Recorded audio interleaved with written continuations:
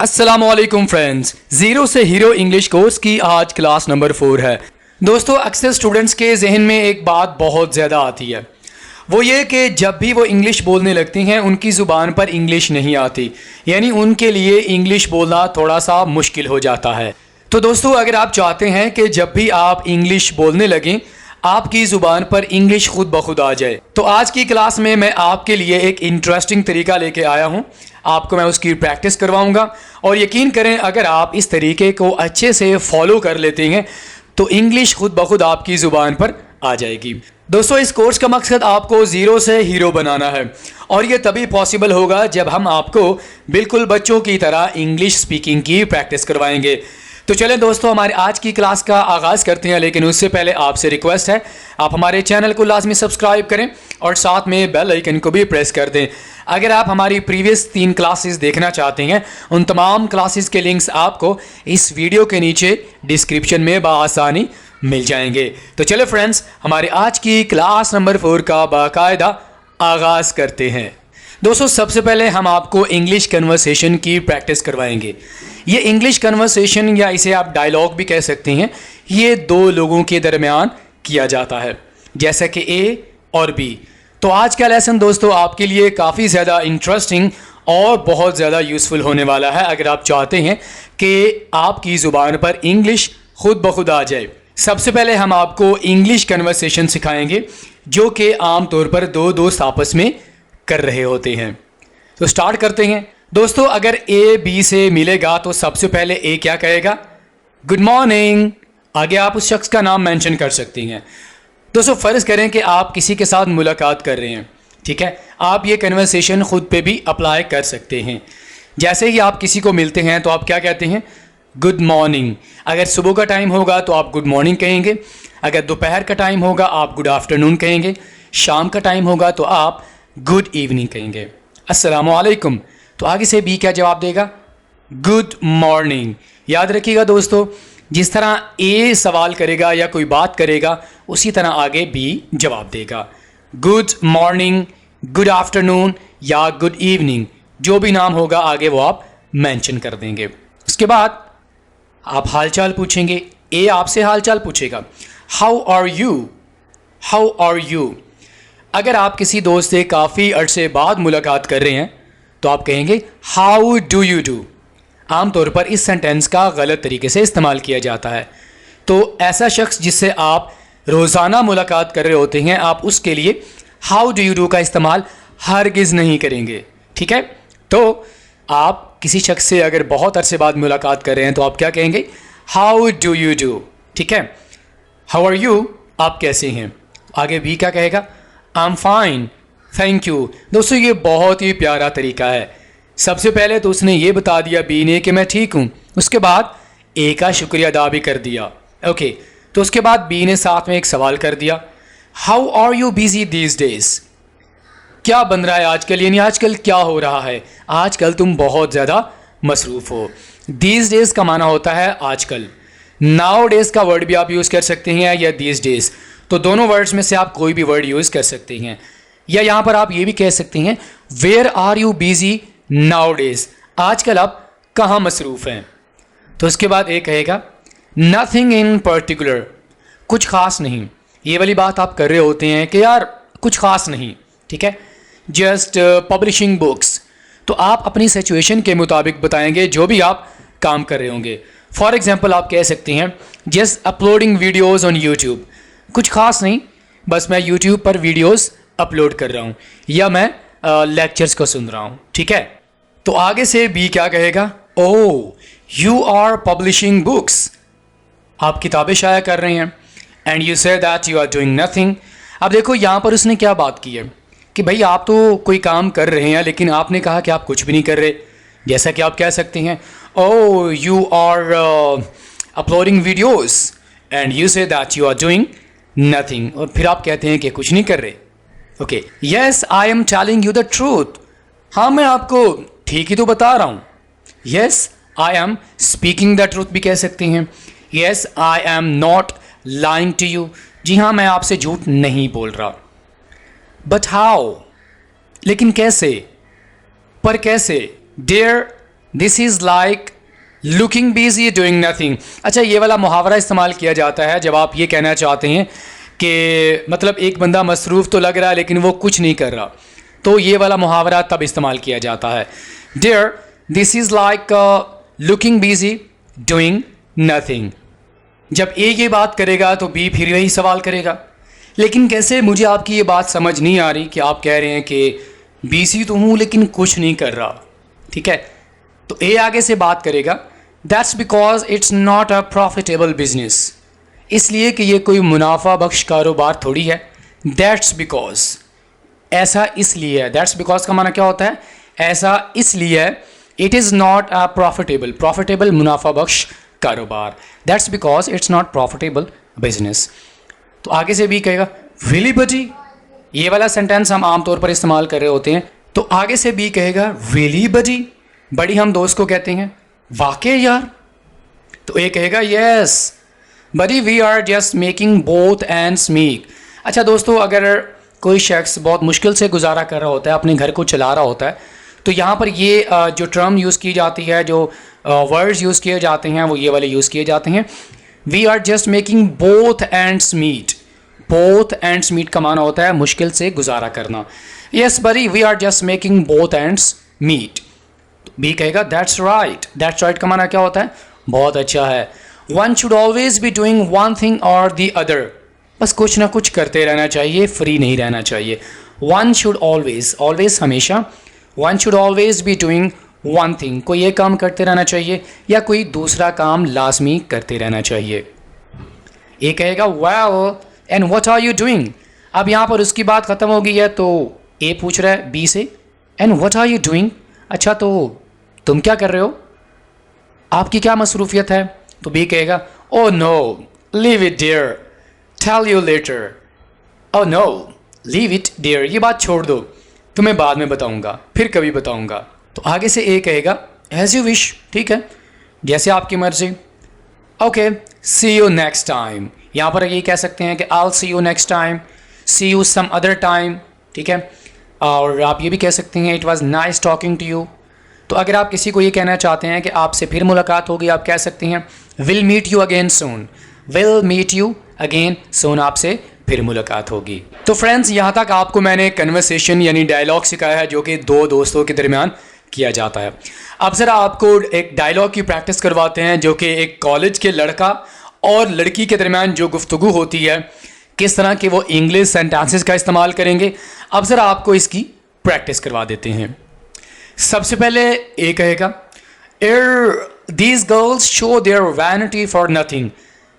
Air का इस्तेमाल कहाँ पे किया जाता है? जब आपने कहना हो कि बहुत ज़्यादा एहतियात की ज़रूरत है, तो लड़कियों से आप बहुत ज़्यादा एहतियात करते हैं, ठीक है। Okay, these girls show their vanity, vanity नखरे को कहते हैं। अगर आपको पहले नहीं पता नखरे को इंग्लिश में क्या कहते हैं तो सीख लीजिए, वैनिटी नखरा। These girls show their vanity for nothing, एक तो ये लड़कियां नखरे बहुत करती हैं। और आगे से जो लड़की है वो क्या कहेगी? And these boys never work hard, लड़के खुद तो मेहनत करते नहीं हैं, तो लड़के क्या करते हैं? They just ogle. ये बहुत इंटरेस्टिंग वर्ड है जो कि आप में से हर एक लड़का सीखना चाहेगा। ऊगल का माना होता है लड़कियां ताड़ना, जो कि आजकल आपको यूनिवर्सिटीज़ या कॉलेजेस के बाद लड़के नज़र आते हैं, ठीक है। तो वो लड़कियों को ताड़ रहे होते हैं, उसके लिए आप इंग्लिश में क्या वर्ड यूज़ करेंगे? ऊगल।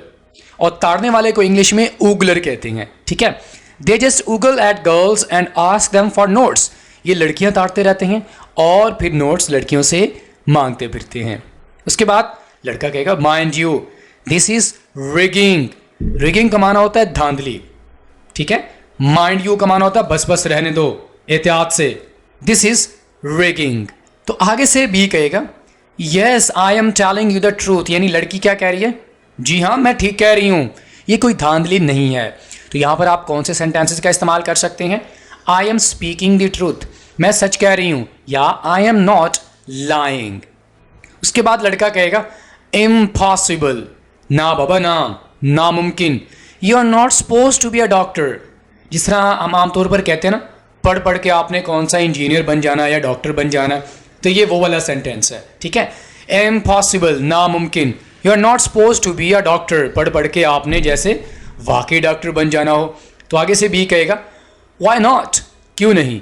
You will see me a doctor, doctor तो मैं आपको बन के दिखाऊंगी। तो लड़की ने क्या कहा? Why not you will see me a doctor. Why not का माना क्या होता है? क्यों नहीं। वाई नॉट ये वाला जो एक्सप्रेशन हम कहाँ पे इस्तेमाल करते हैं? जब आपने ये कहना हो क्यों नहीं, you will see me an engineer, तुम्हें बन के दिखाऊंगा मैं। ओके तो ए ने कहा what would you do after becoming a doctor, what will you do, तुम क्या करोगे, what is your plan to do, तुम्हारा क्या प्लान है कि तुम क्या करोगी, what would you do after becoming a doctor, doctor बनकर आप क्या करेंगी? तो लड़की ने कहा आई शैल प्रैक्टिस मेडिसिन, मैं इलाज करूंगी।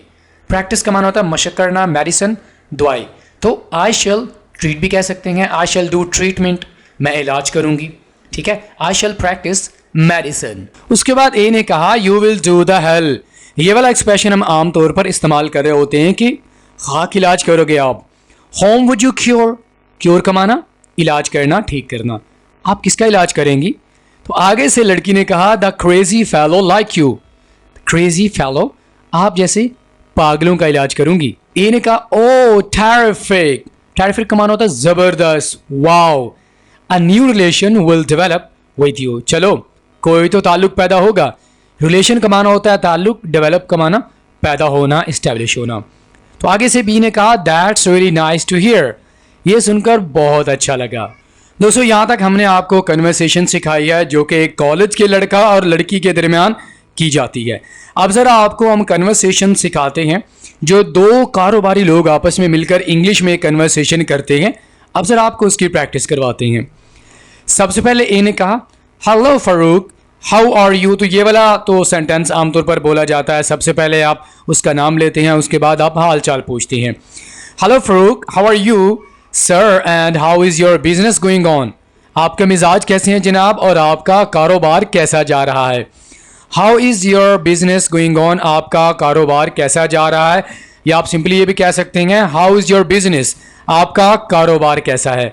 तो उसके बाद बी ने कहा thank god it is going well, thank god it is going well या it is going very well, ये बहुत अच्छा जा रहा है। अच्छा यहाँ पर आप ये भी कह सकते हैं the business is going very well, कारोबार बहुत अच्छा जा रहा है।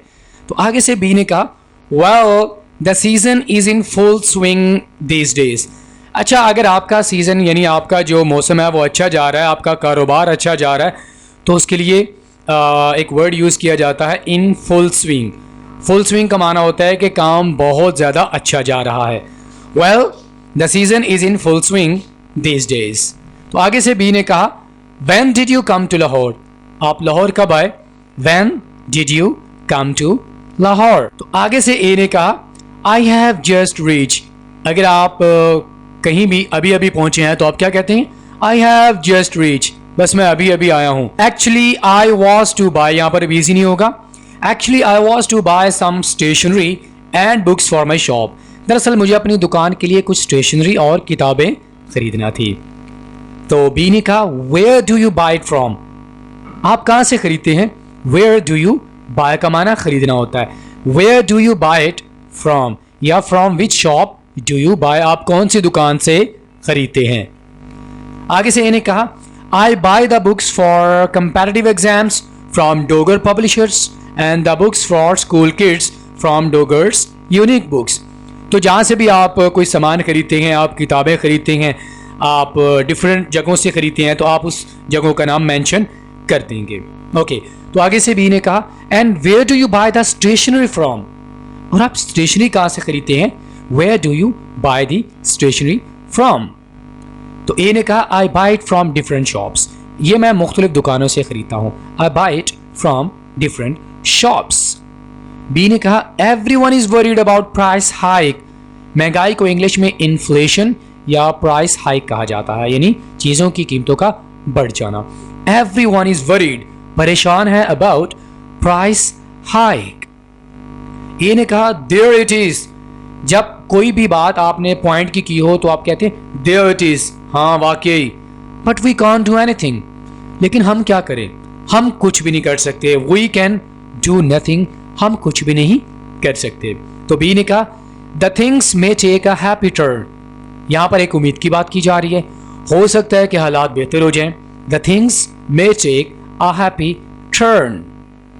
ए ने कहा मे इट बी सो। जब आप कहते हैं ना अल्लाह करे ये काम ऐसा हो जाए, तो आपने इंग्लिश का ये वाला सेंटेंस यूज करना है, मे इट बी सो। तो बी ने कहा okay actually nobody is at my shop, मेरी दुकान पर कोई नहीं है। After you with my permission, मतलब आपसे इजाज़त चाहता हूँ, मुझे वहाँ पर जाना होगा। आई सीक योर परमिशन, मैं आपकी इजाज़त चाहता हूँ। या आप ये कह सकते हैं I want to leave now. Okay actually nobody is at my shop after you with my permission. तो आगे से इन्हें कहा best of luck and I have also to consign my merchandise. अल्लाह बेहतर करे, आपके लिए अच्छी लक है। मुझे भी दरअसल माल बिल्टी करवाना है, यानी आपने माल वगैरह जो बिल्टी करवाते हैं ना ट्रक्स वगैरह पे, उसे हम क्या कहते हैं, कंसाइन। तो सी यू, बाद में मिलते हैं। तो बी ने कहा अल्लाह हाफिज। तो दोस्तों यहाँ तक हमने अपनी कन्वर्सेशन को मुकम्मल कर लिया है, जो कि दो कारोबारी लोगों के दरमियान की जाती है। अब ज़रा हम आपको रैंडम जो इंग्लिश कन्वर्सेशन है, जो आम गुफ्तगू है, जो दो लोगों के दरमियान होती है, ज़रा उसके बारे में कुछ सेंटेंसेस की प्रैक्टिस करवा देते हैं।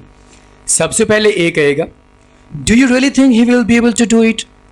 डू यू रियली थिंक, क्या आपको वाकई लगता है। यहाँ पर आप तीन मुख्तलिफ वर्ड्स का इस्तेमाल कर सकते हैं।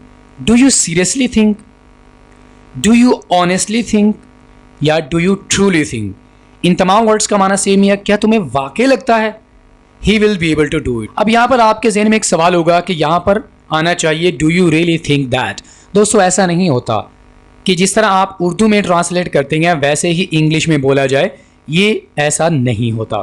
तो यहाँ पर आपने क्या कहना है, do you really think he will be able to do it, क्या तुम्हें वाकई लगता है वो कर पाएगा। तो आगे से बी ने कहा यस डेफिनेटली। डेफिनेटली की जगह पर आप ऑफ कोर्स का वर्ड भी यूज कर सकते हैं। It's a child's play for me, ये एक मुहावरा है जिसका माना होता है कि ये मेरे लिए बच्चों का काम है। कोई काम अगर आपके लिए आसान होता है तो आप क्या कहते हैं, ये मेरे लिए बहुत आसान काम है। तो ए ने कहा I think you are kidding me. अब यहाँ पर आप ये भी कह सकते हैं I think you are kidding with me. दोनों तरह से ठीक है, लेकिन मैं आपको रेकमेंड करूंगा कि आपने विद का इस्तेमाल नहीं करना। I think you are kidding me, मुझे लगता है मुझसे मजाक कर रहे हो। तो आगे से बी ने कहा नॉट एट ऑल, बिल्कुल भी नहीं, नो वे, हरगिज नहीं।